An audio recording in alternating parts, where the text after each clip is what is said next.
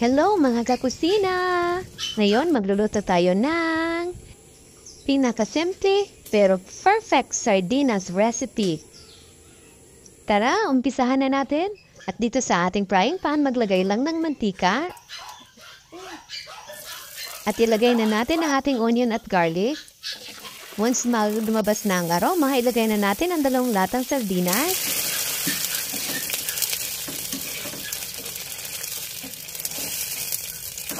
At ang ating pampalasa, paminta,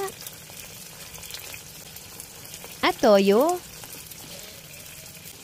Kung gusto niyo dagdagan ng pampalasa, pwede po. Depende na po yan sa inyo. At lagyan lang natin ng konting tubig.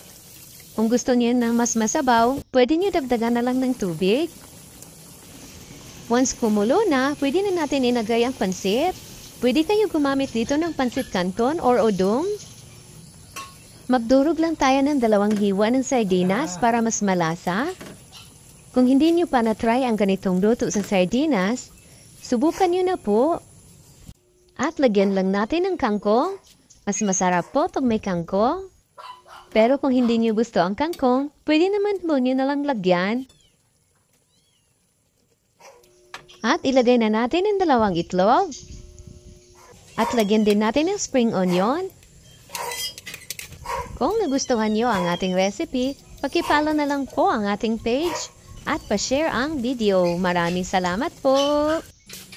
At ilipat na natin dito sa ating lalagyan. Ito ay napakasimple lamang na pagkain. Pero bakit natin ito binabalik-balikan? Dahil ito ay patok sa ating panlasa. Kaya subukan nyo naman ang ganitong luto sa sardinas. Napakasarap po.